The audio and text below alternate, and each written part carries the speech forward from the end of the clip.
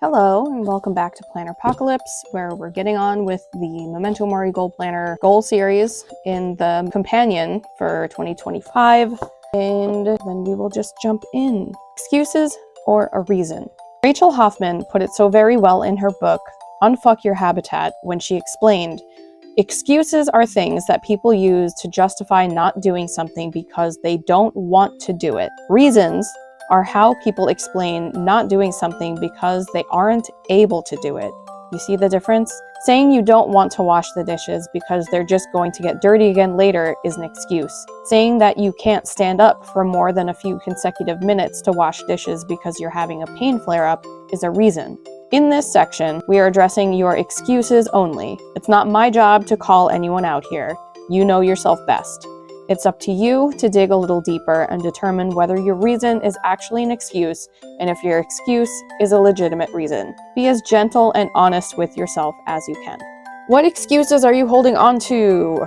So for me, I have such a hard time filming things because the conditions are not absolutely perfect. And so then I'll procrastinate, and then the thing that I need to do feels even bigger because now it's late.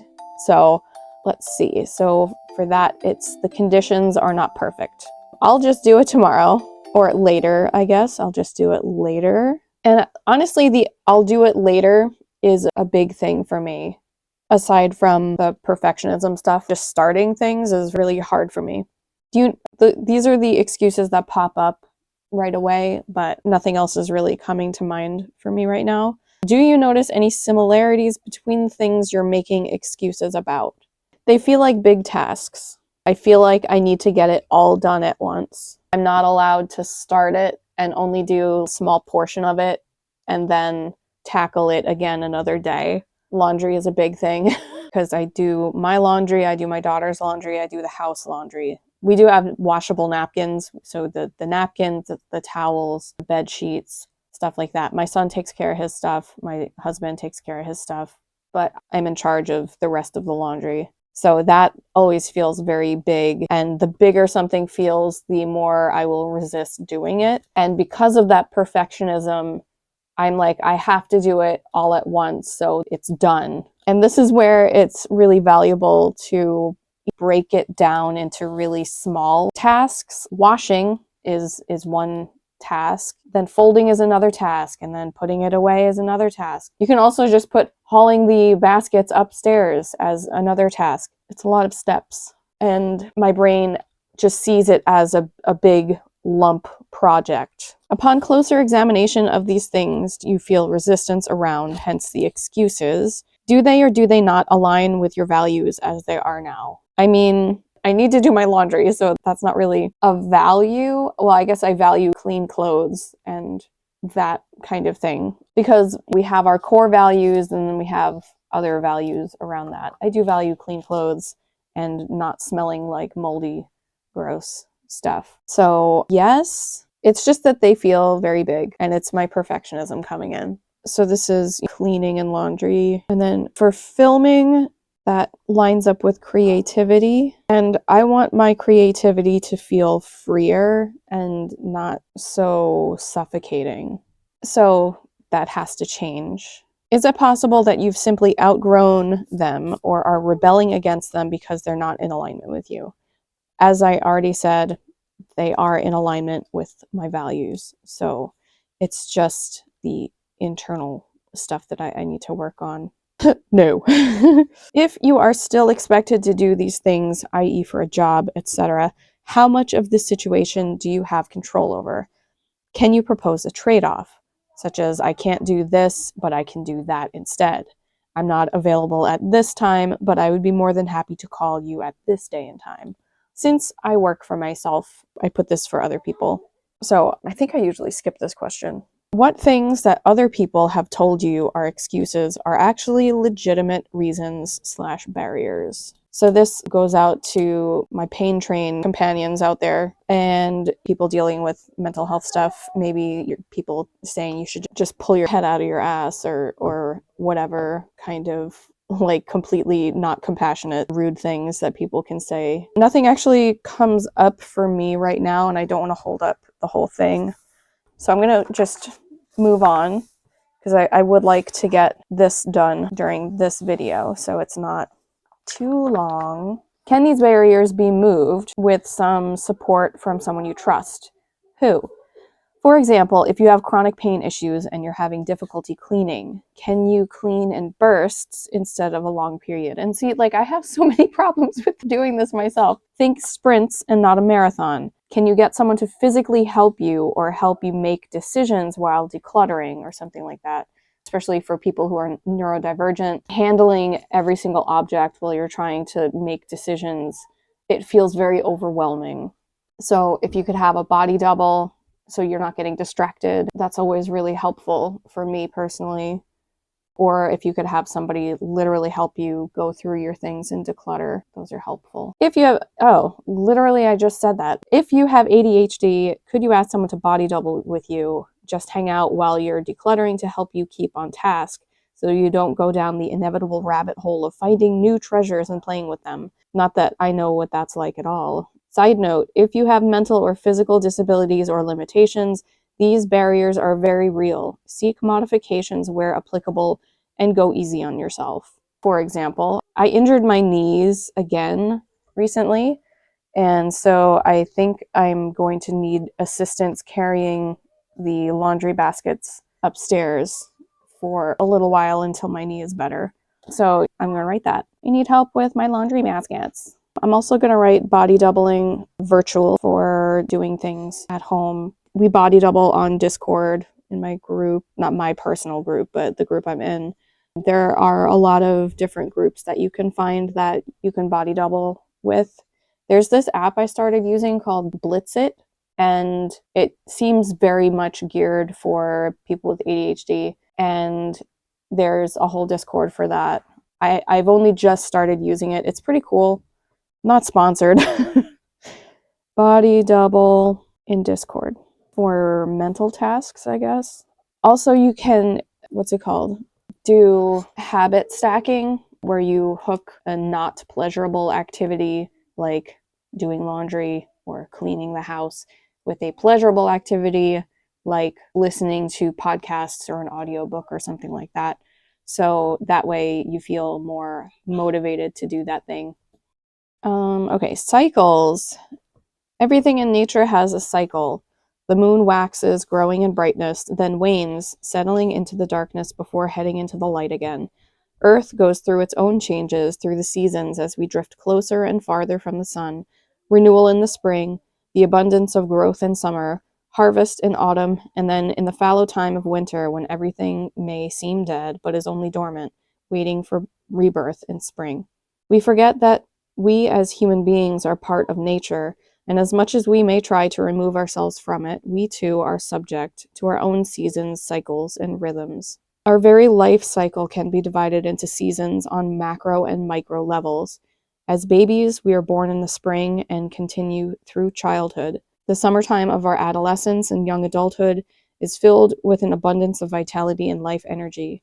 This vitality starts to fade in our autumnal middle age, and then in the winters of our lives, when our hair is as white as the snow, we are returned to the earth and our cycle has ended.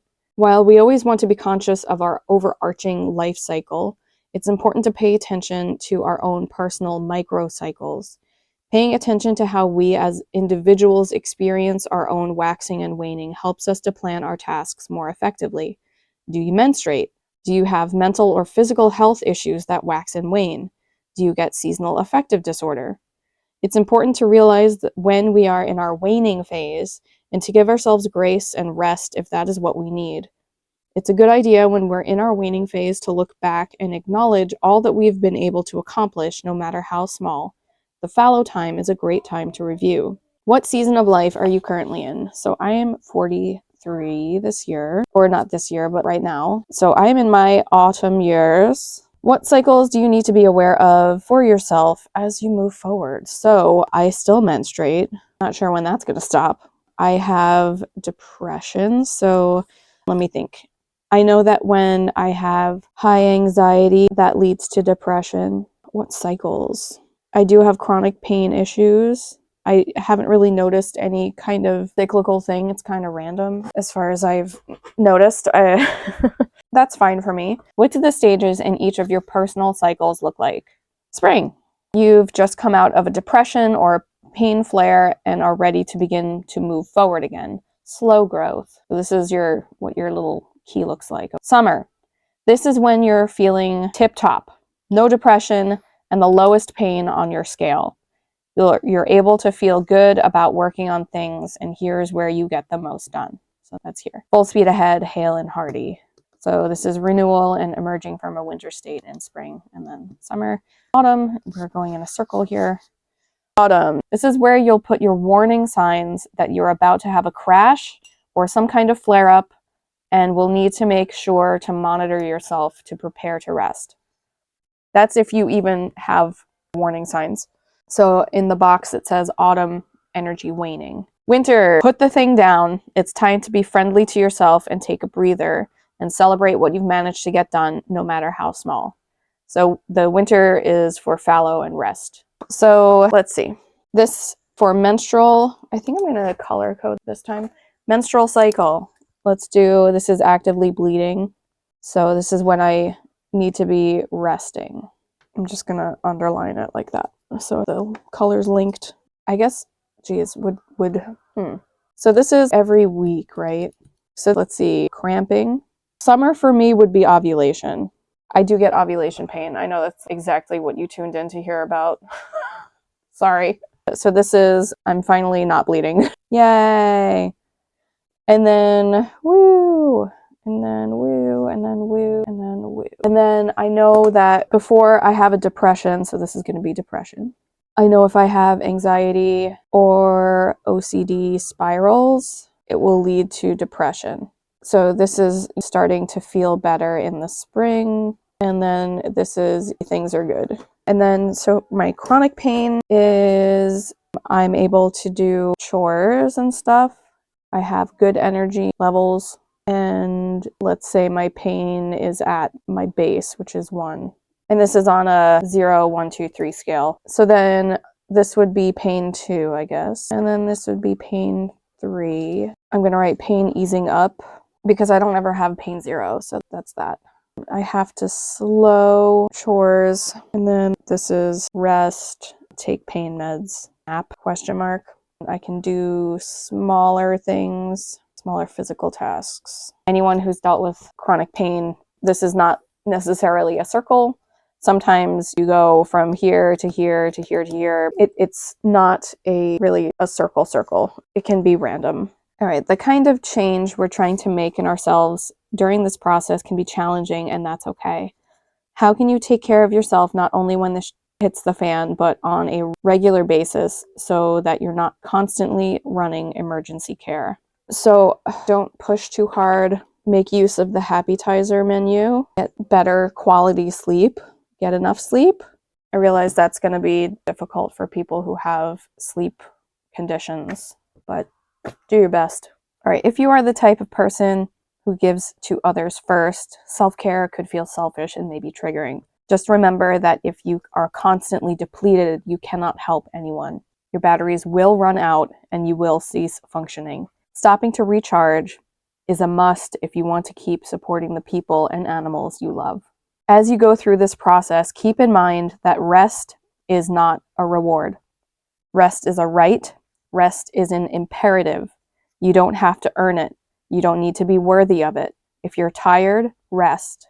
When we disregard our own body/mind/spirit's needs, we can burn out and erode our sense of trust in ourselves. We ignore all the signals our bodies are sending, which can lead us to give up on ourselves and to try to outsource our sense of worth and safety to external sources such as people, products, or substances.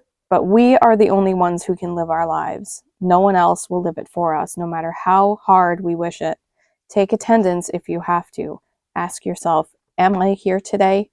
If the answer is no, then where the hell are you?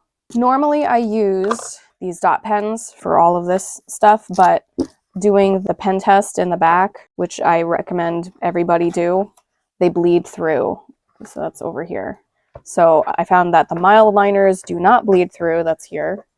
So we're gonna do our best. Whoosh. Say hello to your life domains. That's our favorite part.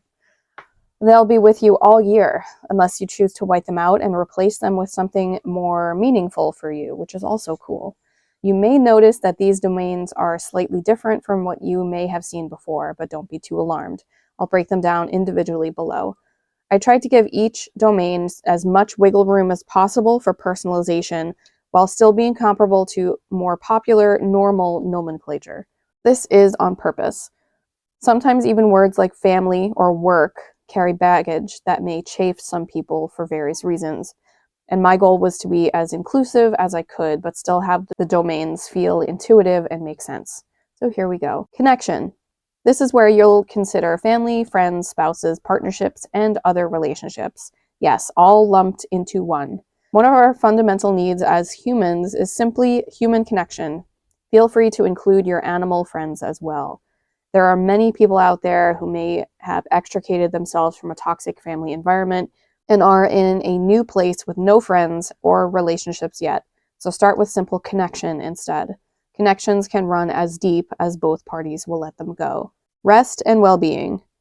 This domain is where you'll consider your physical health, mental health, coping mechanisms, boundaries, and of course, rest. I cannot stress how vital rest is in our overall well-being. That's why it's named first. Please note that rest does not equate play. There's a whole separate category for that. While both are certainly rejuvenating, if we play a little too hard, we'll need to rest after we play, and that's okay. Home and environment. This one is pretty self-explanatory. While not everybody has a home, we as beings of physical matter exist in an environment with varying levels of control over said environment. Example, if you're renting an apartment and the walls are a hideous color, but you're not allowed to repaint, what other things can you do to beautify your environment to your liking so your surroundings aren't stressing you out? Alignment and self-expression. You spent a lot of time determining your values earlier in the workbook, and that comes into play here. This is actually 2 of Bronnie Ware's top 5 regrets of the dying combined. To live a life that's true to you and not what others expect of you, and to express your feelings however that looks for you. Both of these can take some time, so make sure to give yourself grace as you grow. Resources and contribution. This is where you will consider your finances, yes, but also your time, energy, talent, skills, physical supplies, and anything else you consider a resource. Not everyone has a job that pays money. Hello, stay-at-home parents, this one's for you. But that doesn't mean that they have nothing to manage or nothing to offer others. The question here should be, what am I responsible for managing? And what do I have available to give to others? If not time, then money. If not money, then maybe you can use your skills to make something, etc. I chose to put these 2 together instead of giving them separate domains, since they really are 2 sides of the same coin, pun intended, and should be considered together, in my opinion. If you have the tendency to over-give of yourself, make sure you balance it with saying no so that you can say yes to recharging. See rest and well-being. Practice. In today's world, when we hear work, we think job. And again, not everyone has one of those, and not everyone has one that they care enough about to track in their goals planner. Some jobs are a means to an end, and that is totally fine. This category can be for work, job, career, or schoolwork if those are applicable to you, but really, this is about the actual doing of the thing, the using of the skills. This is for everyone, including me, who loves to live in the land of I will start this thing once I feel like I know what I'm doing. That shit can go on forever if you let it, and we just don't have that. Start now, learn by making mistakes on the way. Failure is part of the process. Play. This is all the stuff that is fun and makes you feel like a little kid again. Play is still important in our lives, even as adults. So set aside some time and do something that excites you and lights you up. And going back to the Happytizer menu, that's where this comes into play. It's to try to destigmatize resting and having fun in this society. We don't want to feel guilty about it. So that's why it's a whole category. Curiosity and passion. Learning is another one of those words that's bogged down with meaning. Too often we equate learning with school, but they are not the same thing, especially when one of them is compulsory, but I digress. A lot of people don't know yet what they're passionate about. what they'd sacrifice resources and opportunities to do, and that's okay. Curiosity will eventually lead to passion, so just let yourself be curious, try new things, and see what sticks. This domain also includes research and reading, and just doing that thing you love. So like hyperfixating, if you do that, that's this one. Okay, let's check in. Hooray. Now that you've got the rundown of the domains and have given some thought about how they appear in your own life, rate your current satisfaction in each domain below from 1 to 10, 1 being abysmal and 10 being completely awesome. Then on the next page, explain why you chose that particular rating and realistically what level you're hoping to get to this year. Please note that this is not an exercise in self-shaming. You are simply observing where you are right now without judgment, which is radical acceptance. As Julia Cameron says in her book, The Artist's Way, your life pie may look like a bit of a tarantula when you start, which is okay and will shift and change over time. Pro tip, try color coding your domains to help with visual memory. If you carry this throughout the whole planner, you will be able to get a pretty good idea of what any given week will entail domain-wise with just a glance. And of course, this is not a weekly planner per se, but ignore that. Okay, so I have all my highlighters here. I'm just going to highlight my colors and then pray that it doesn't bleed through. Looks like some of my thingies are running out of ink. I did get them in 2020, so I guess it's about time. They are a little bit shadowy, but nothing bled through, so that's good. Always check your pens or whatever before you start doing this. Pro tip. So how's my connection been this year? I could literally just pull my values from, I think I'm doing that. I don't care that this is already March. I don't care. Do I care? I don't know. Do I? Oh. All right, well, we're going to just do it anyway. So this is last year's planner for me, and this is my Q4 annual review. So I'm just going to copy these down here because I'm literally going to be having, you know, the quarterly review in a couple of weeks. So that's fine. I don't care. Let's do it. So for connection, I have 6, rest and well-being 5, home and environment 6, alignment and self-expression 7, resources and contribution 5, practice 10, play 7, and curiosity and passion 6. So this is where I was at the end of last year, and that's just fine. So let's see. I'm just gonna pop in my scores here and do my observations. Okay.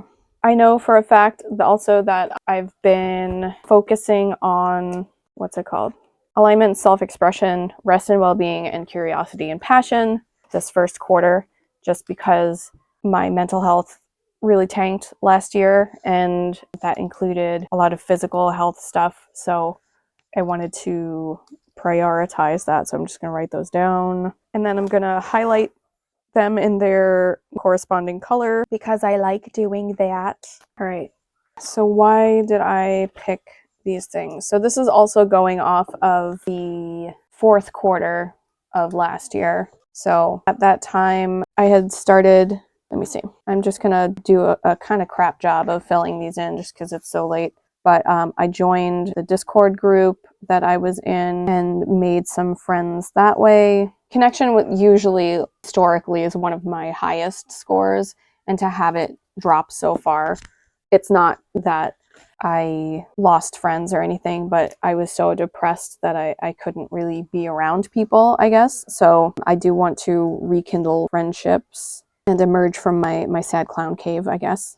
So rest and well-being, I'm still staying up too late at this time. So I was staying up too late and eating poorly, a lot of junk food, which actually I think made me have some flare-ups. So I want to be more self-compassionate with my body. I want to treat it better. Home and environment was 6. I did a lot of work, I think, or maybe that was September, October. I did a lot of cleaning, and we got a new couch. There's still work to do, but that's what I'm saying. Alignment and self-expression, I gave a 7. Don't remember why I gave it a 7 back then. I was writing. I'm writing stories again and making videos again. Resources and contribution is not great. I need to pay more attention to my Etsy shop. For practice, I was up to 10. I worked my butt off on the 2025 planners, including getting this thing up on Amazon. Play? What did I even do? I think I started playing games again. Speaking of games, I need to get back to Devil May Cry 5 soon. After this whole series is over, I think I'm going to take a gaming binge vacation there.